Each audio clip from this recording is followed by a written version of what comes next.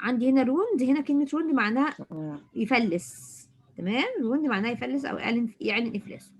بيقول هنا المين بوينتس إن ديفيد helps بيجاتي to settle Barks will، إن هو ساعد بيجاتي إن هي تنفذ وصية باركس. ديفيد engages دورا secretly، خطب دورا في السر. Aunt Betsy comes to live with David because she has lost all her money. هي ضيعت كل فلوسها أو فقدت كل فلوسها فجت تعيش مع ديفيد. نعم يا تقوي. تقول إيه يا حبيبي؟ عايز حاجة؟ نسيت هتعيدي الحته الاخيره عشان بس حطيت الحته حاضر، اللي ماشي يا قبل. حبيبي. طيب بقول هنا ان في الشابتر ده هنشوف اول حاجه ان ديفيد هيخطب دورة في السر، وان مس بيتسي هتفقد كل فلوسها. كل فلوسها كانت معاها بالرغم ان هي كانت ريتش وومن، هتضيع كل فلوسها عشان يوريا هيب ومستر ويكفيلد خدوا كل فلوسها وما عادش حالتها حاجه، ما عادش عندها فلوس خالص. فهي جت تعيش مع ديفيد في الاوضه بتاعته، الاوضه المفروشه بتاعته. بيقول لي aunt بيتسي comes to live with David because she has lost all her money. ضيعت كل فلوسها، ما عادش عندها فلوس فجت تعيش مع ديفيد في الأوضة المفروشة في لندن يعني. Agnes helps David find a job to support himself and his aunt. واجنس بقى عشان هي طبعا كانت محترمه وكانت بتحب، يعني كانت صديقه لديفيد، فهي ساعدته ان هي تلاقي له وظيفه عشان يقدر يعول بيها نفسه ويعول عمته. اوكي، يبقى find him a new job to support himself and his aunt. Dora's birthday party. ده بداية الشابتر بيتكلم بيقول David helped Bugatti by sitting Barks well. Mr. Spinlow invited David to Dora's birthday. David fell more and more in love with Dora. They decided to get engaged, but they kept it in a secret from her father.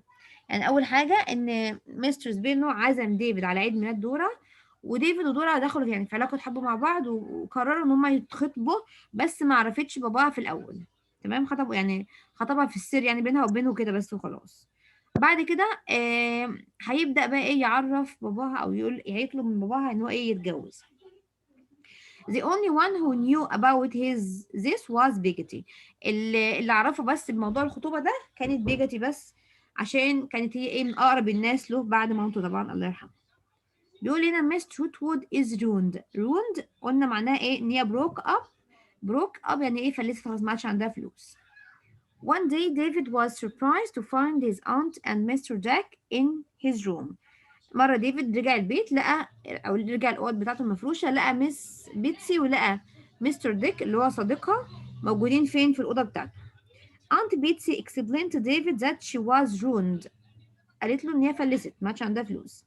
She had invested in some bank stock upon the advice of the office of Wakefield and Heath. But the bank failed and all the investors lost everything.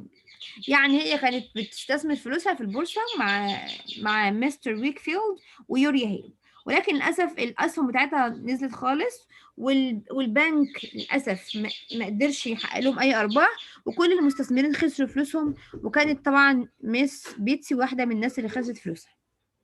ماشي يا حبيبي؟ ماشي. تمام كده. يبقى هقول هنا كلمة روند، مس بيتسي روند دي معناها ان هي ايه she become poor, she doesn't have money anymore، ما عادش عندها فلوس. كومبليت اوكي. اقرا بعد كده بيقول هنا ديفيد quickly found David room for Mr. Dick deck to rent and live in. and live in. تمام، طبعا مستر ديك قلنا ان هو ايه كان فريند اوف مس بيتسي، ولكن طبعا مش عارف يعيش معاهم في نفس الاوضه، فديفيد اجر له اوضه خاصه بيه. David couldn't sleep that night. He wasn't worried that his poor circumstances would change Mr. Spinlow's mind about letting him marry Dora. كان خايف طبعا، هو دلوقتي كان بيحلم ان هو ايه يتجوز دورا، فدلوقتي بدأ يفكر طب هو معهوش فلوس دلوقتي، طب هيتجوز دورا ازاي، وبابا هيوافق على الخطوبة دي ازاي. When David told Mr. Spinlow about his financial problem and that he would have to cancel his training, he didn't offer to let him stay or even to return the £1,000 his aunt had paid for his training. يعني ايه الكلام ده؟ يعني لما ديفيد قعد يقول لمستر سبينو ان هو خلاص ما عادش عنده فلوس او بيمر بضائقة مالية، فمستر سبينلو ما قالوش مثلا طب خد فلوسك هي ترجع له 1000 جنيه مثلا، وقال له خلاص هنكنسل التريننج. لا، ده ما عرضش عليه حتى ان هو يرجع له الفلوس، ولا عرض عليه ان هو ايه يستمر ويكمل التعليم بتاعه، زي ما يكون ايه بركه يا جامع، وكان ايه خلاص كده كفايه عليك كده. يعني كان عايز ايه، ما كانش عايز يرجع له الفلوس ال 1000 جنيه اللي كانت ميس بيتسي دفعتها من فلوسها. بيقول لي ان اجنس comes to visit aunt بيتسي. اجنس جت عشان طبعا بعد ما عرفت اللي حصل لها كانت جايه تزورها وتواسيها يعني ان هي خسرت كل فلوسها. Agnes came to London to see Aunt Betsy after learning of her financial problems. بعد ما عرفت بظروفها المالية جت عشان تزورها. Agnes and Aunt Betsy had been very fond of each other these many years. كانت علاقتهم مع بعض كويسة الحمد لله. Agnes sadly told David that Uriah Heep hadn't only become Mr. Wakefield's business partner but had moved into their house as well. المصيبه بقى اللي اجنس كانت جايه تقولها لديفيد ان ويكفيلد ان يوريا هيب بعد ما اصبح شريك باباها في الشغل كمان جه عاش معاهم في نفس البيت، بقى ايه مسيطر على كل حاجه. Agnes felt he was planning some treachery against her father. كانت حاسه ان الراجل ده بيدبر مؤامره او خيانه ضد باباه. Agnes helps David find a job to find a new job to help his aunt. ساعدته ان هو يشتغل وظيفة تانية عشان يساعد عمته. continue يا تقي. Agnes suggested. Agnes Yes, suggested. Agnes suggested that Yes, David should go David should. on his training and تمام work in his free time. تمام. She told him. She told him that she wanted an assistant to help him with his تمام، dictionary. يعني هي بتقول دلوقتي قالت له المفروض انت تروح تشتغل في وقت فراغك، وعرفته ان دكتور سترونج اللي كان بيدرس هو كان زمان كان في يعني بيدرس في مدرسة دكتور سترونج، فقالت له ان هو محتاج مساعد لان هو بيكتب ديكشنري او قاموس جديد. تمام. Let's continue. David immediately wrote to Dr. Strong asking for an appointment. كتب لدكتور سترونج وطلب ميعاد عشان يقابله. تمام كده لحد كده تمام خلاص. هو ايه الوظيفة او الشغلانة اللي هو هيشتغلها عند دكتور سترونج عشان to be able to support his aunt and himself. بيقول هنا بقى Treadles finds work for Mr. Jack. Treadles برضو دور او لقى شغلانة لمستر داك. Continue. By the help By the of help Treadles, Mr. Dack. Huh. with the help of trader Mr. Dick, Also found. Mr. Dick also found a way to help Aunt Betsy. تمام. Treadles asked Traddles asked Dr. Mr. Dack who wrote with extraordinary neatness. يعني كان خطه جميل جدا، يعني مستر داك خطه حلو. To copy legal documents for him. طلب منه ان هو يكتب له او ينسخ له الاوراق القانونيه، تمام، او الوثائق القانونيه. Treadles also suggested that David should learn shorthand and get a job reporting the debates in parliament for the newspapers. يعني ايه؟ يعني طلب منه ان هو يتعلم ايه الكتابة المختصرة. طلب من ديفيد ان هو يتعلم الكتابة المختصرة بحيث ان هو ممكن يلاقي له وظيفة في البرلمان، ان هو يبدأ يكتب من المناقشات بتاعة الناس او بتاعة ايه اعضاء البرلمان ويوديها للصحف او الجرايد. While he was with Treadles, David knew that Mr. McCooper had a job in Canterbury working as a clerk to Uriah Heep. عارف بقى لو هو بيتكلم مع Treadles إن مستر ميكوبر شغال دلوقتي في كانتربيري، المكان اللي كانت أجنس عايشة فيه وباباها. شغال مع مين؟ شغال مع يوريا هيب للأسف يعني. تمام كده؟ طيب في أي مشكلة في الأجزاء اللي احنا قلناها النهاردة في الشابتر يا تقي؟ لا. ناخد كده فكره بسيطه على اللي احنا قلناه. اول حاجه قلنا ان انت بيتسي was ruined، يعني ان هي she lost all her money. She invested her money in some bank stock but unfortunately this stocks failed and she lost all her money. الستوكس ديت خسرت وهي خسرت كل فلوسها. David had to find a work to support himself and his aunt. كان لازم يلاقي وظيفة عشان يساعد نفسه ويساعد عمته. وأجنس was the one who helped him. أجنس ساعدته إن هو يلاقي وظيفة. يوريا هيب برضو found a job to Mr. Deck and a job for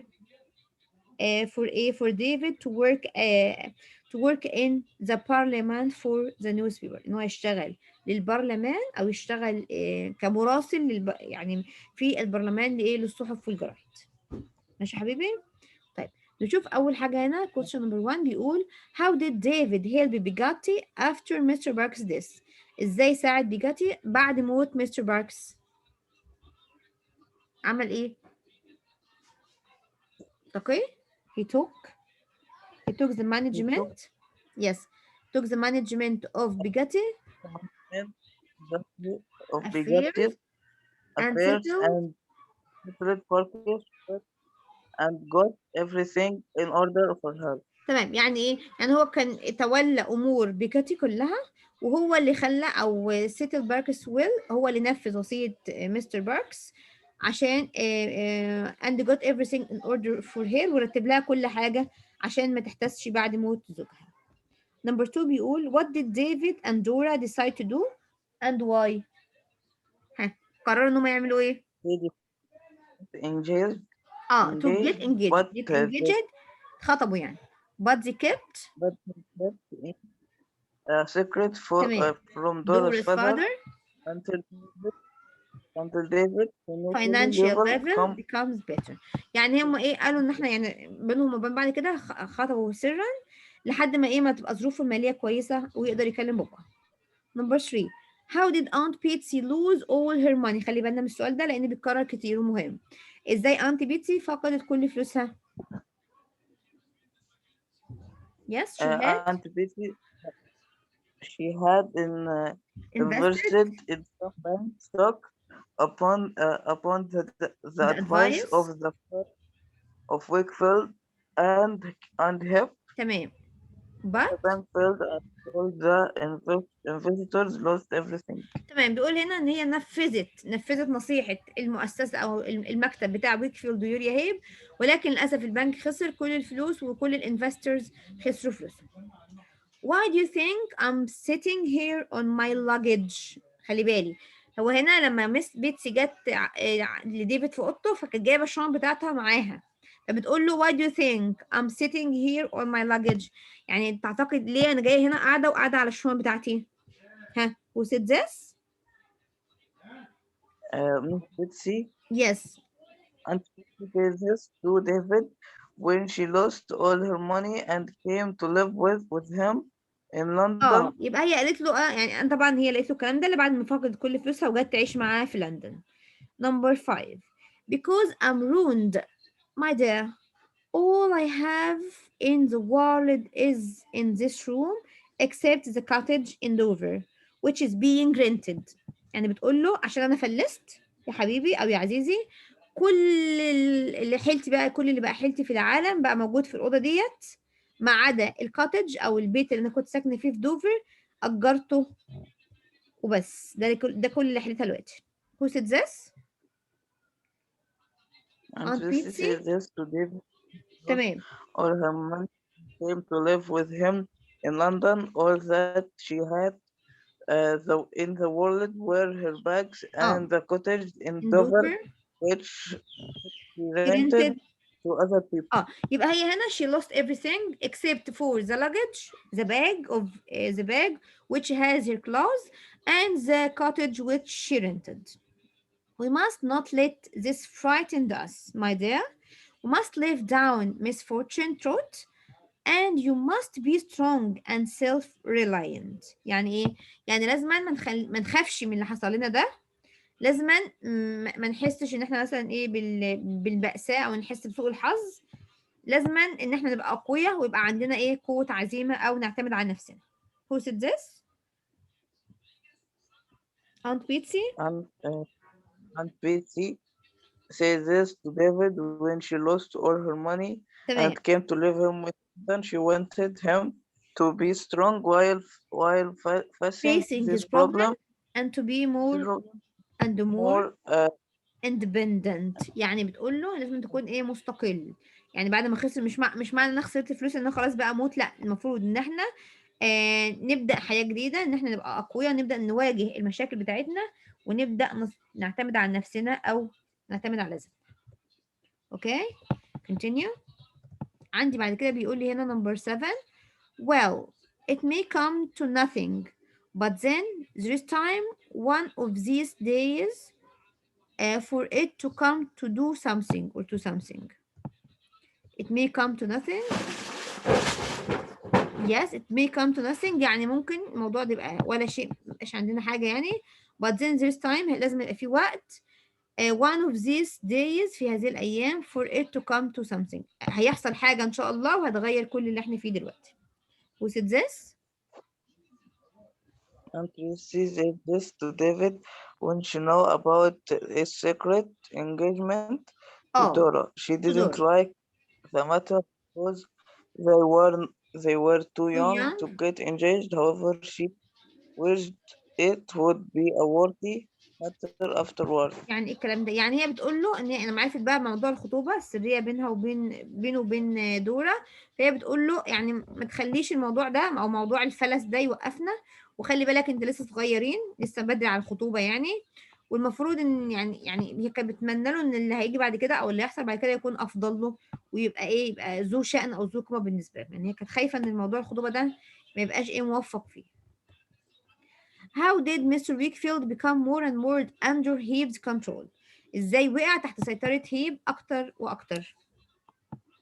ها؟ يوريا هيب؟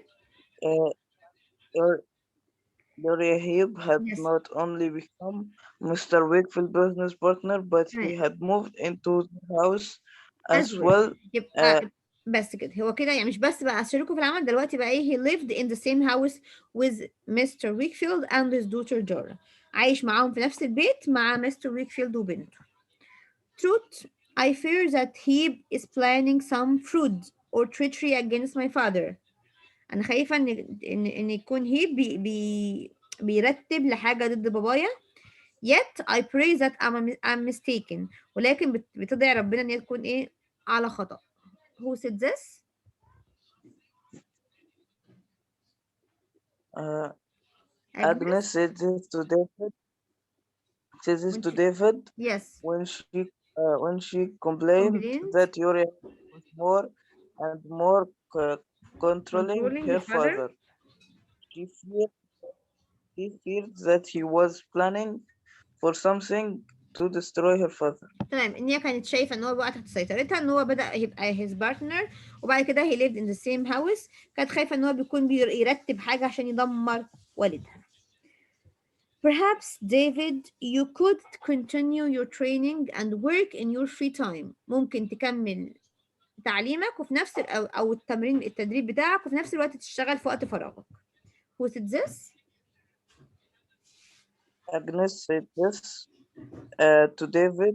She suggested Yes. that he should find himself uh, A a job? job in his free time and not leave his training. She تمام. told him Dr. Strong was looking for a Secretary secretary to help with his his dictionary. his ان هي بتقول له ان لازم تلاقي وظيفه عشان تعود نفسك في وقت فراغك، وفي نفس الوقت ان انت لازم تتدرب تكمل تدريبك.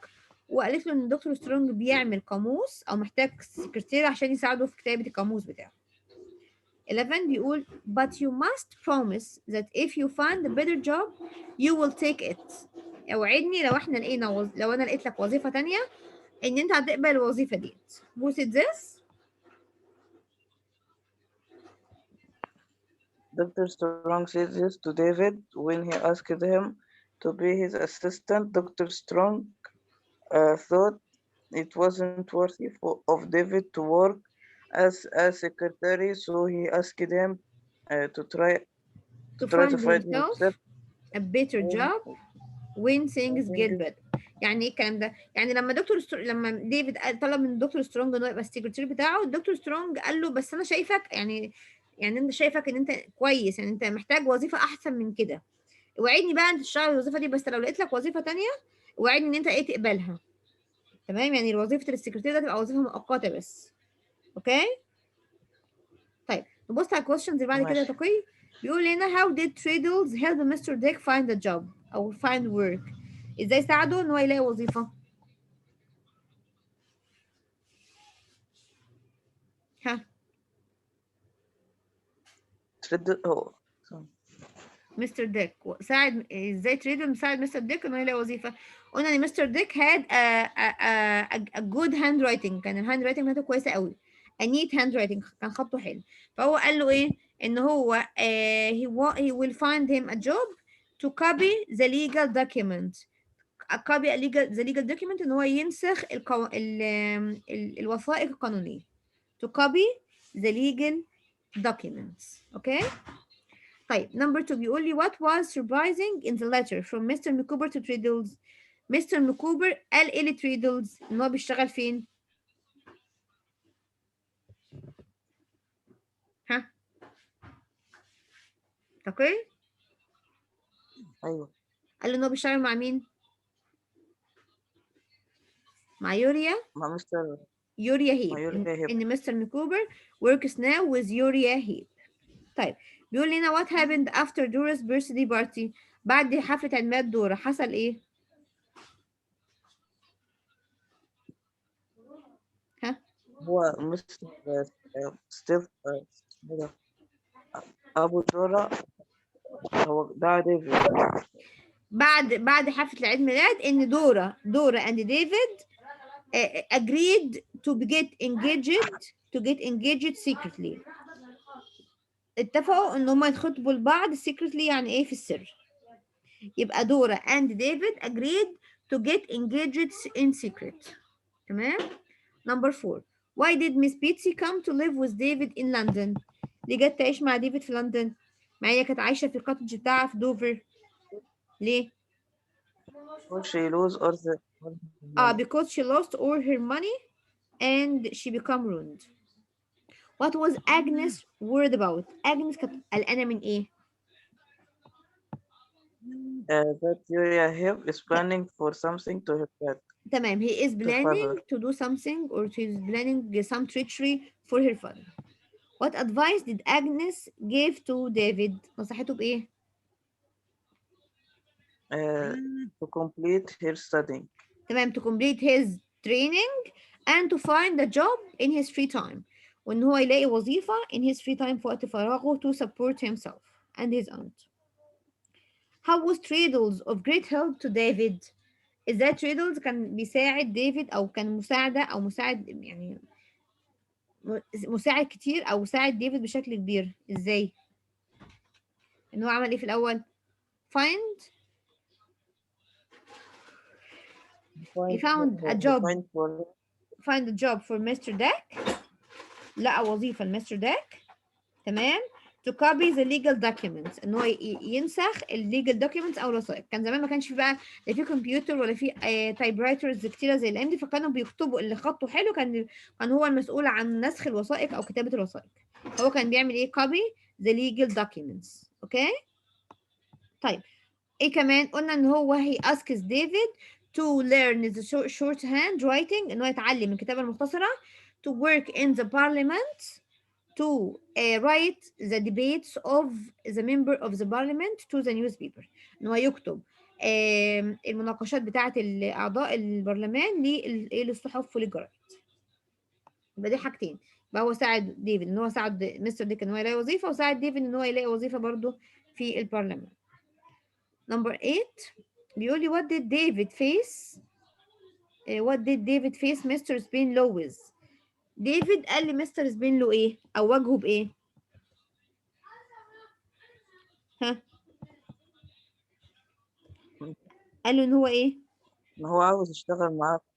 لا، قال له ان هو he has some financial problems، عنده بعض المشاكل الايه الماليه.